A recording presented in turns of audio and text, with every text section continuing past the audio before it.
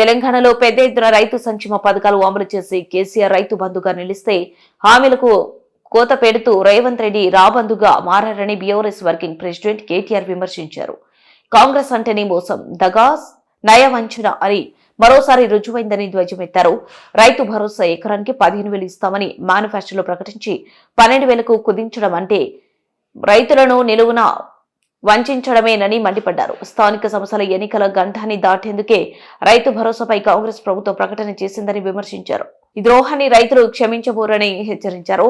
రైతు భరోసాపై మాట మార్చినందుకు కాంగ్రెస్ నాయకులు ప్రజాక్షేత్రంలో ముక్కు నేలకు రాయాలని డిమాండ్ చేశారు. తెలంగాణ భవన్లో ఎంపీ వద్దిరాజు రవిచంద్ర, మాజీ మంత్రులు సింగిరెడ్డి నిరంజన్ రెడ్డి, తాటికొండ రాజయ్య, పొన్నాల లక్ష్మయ్యతో కలిసి కేటీఆర్ మీడియాతో మాట్లాడారు. మొదటి నుంచి బీఆర్ఎస్ అనుమానించినట్టే రైతులను కాంగ్రెస్ మళ్లీ మోసగించిందని విమర్శించారు.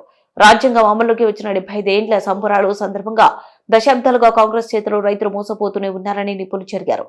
15,000 ఇస్తామని చెప్పి 12,000 అంటూ 1,00,000 కండిషన్లు పెట్టి జనవరి 26న రైతు భరోసా మోసానికి అధికారికంగా తెరలేపుతుందని మండిపడ్డారు.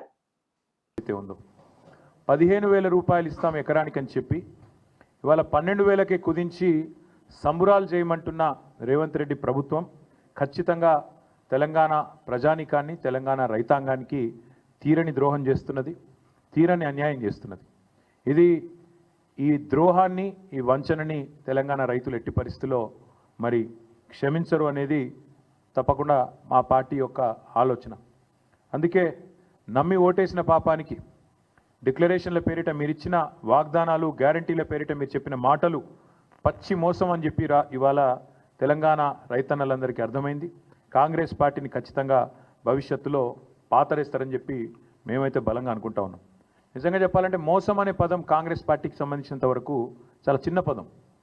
దగా, నయవంచన, ఈ పదాలు కూడా నిజంగా చెప్పాలంటే సరిపోదు. డిక్షనరీలో కొత్త పదాలు ఎతకాలి వీళ్ళు చేసిన ఈ ద్రోహానికి. అందుకే ఇది ఒక చీకటి అధ్యాయంగా మిగిలిపోతుంది.